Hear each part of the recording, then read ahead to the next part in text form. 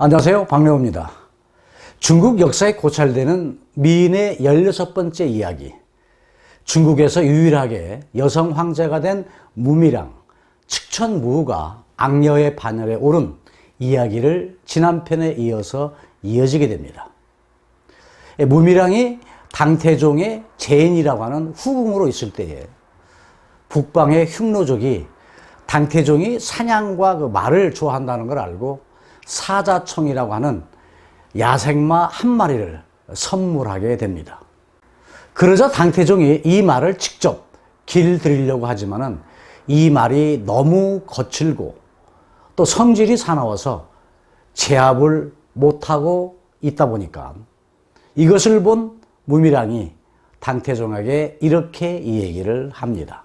제가 저 말을 길들여 보겠습니다 하면서 저에게 쇠채찍과 철퇴 그리고 비수 한 자루를 주세요 라고 하니까 당태종이 이를 건네주게 됩니다. 그러자 무미랑이 이 사나운 말을 타고 훈련을 시키는데 처음에는 채찍으로 다음에는 철퇴로 다루어도 이 말을 잘 듣지 않다 보니까 결국 북방에서 선물로 보낸 이 사자총 말을 그냥 무미랑이 비수로 찔러 죽이고 맙니다. 이것을 본 당태종이 화를 낼 줄 알았는데 그와는 반대로 기계가 대단하구나 하면서 무미랑을 칭찬하게 됩니다. 그러면서 큰 상을 내리게 되죠. 퍽이나 당찬 여인이었고 다음에 황제가 된 후에 나라 일을 할 때도 개혁의 채찍이 안 통하면은 비수를 들어서 그 모든 것을 해결해 갔던 대단한 여걸이었던 것이었습니다.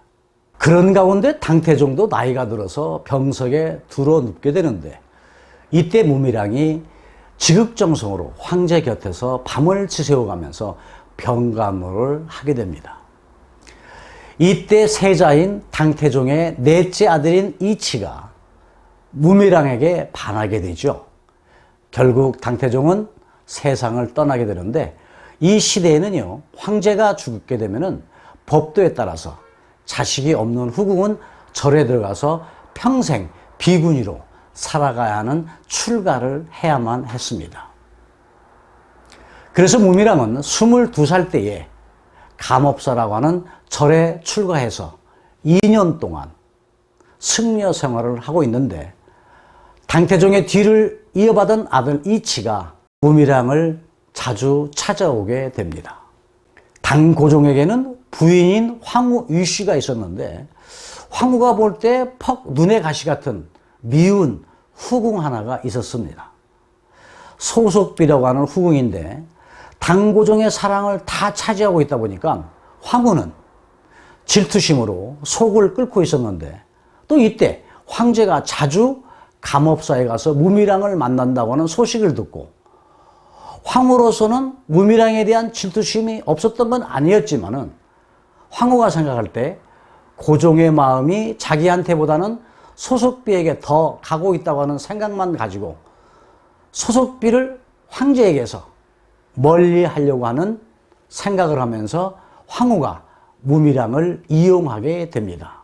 그것은 무미랑을 궁으로 데려오면 소속비에 대한 고종의 애정이 식을 것이라고 하는 속 좁은 생각을 했던 것이죠.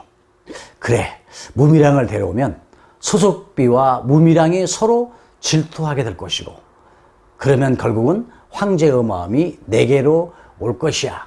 이것이 바로 어부질이야 라고 하는 얄팍한 생각을 하게 됩니다.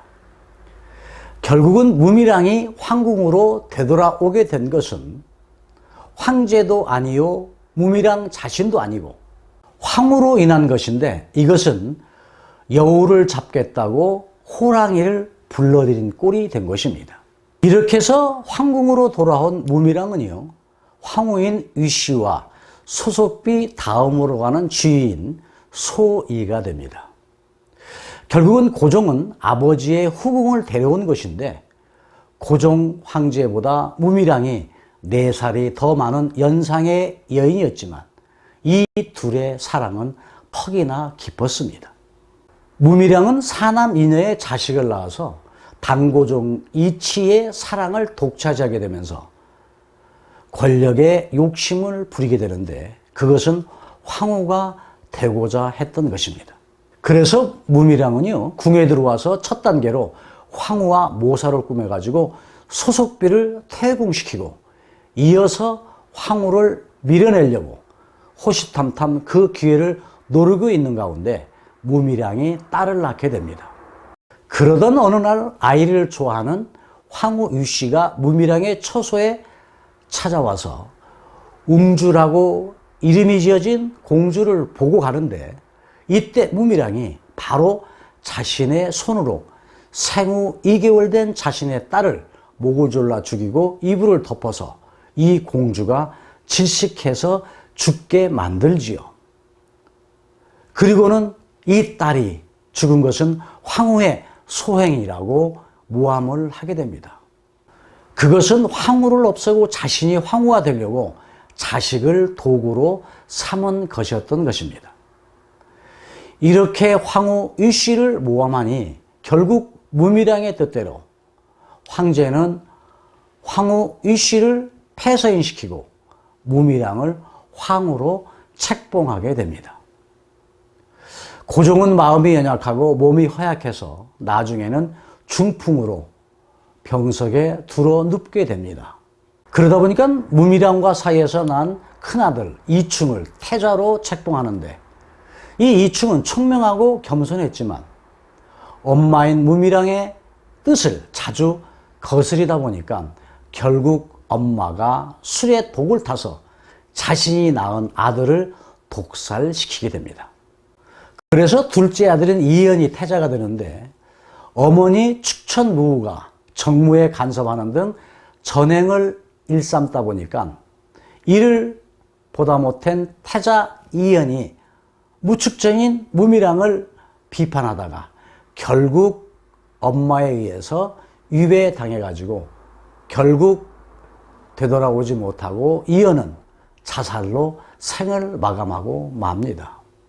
그리고 셋째 아들 이현, 둘째 아들과 이름이 우리나라 발음하고는 같습니다만은 둘째 아들인 이현은 현자가 어질 현자이고요.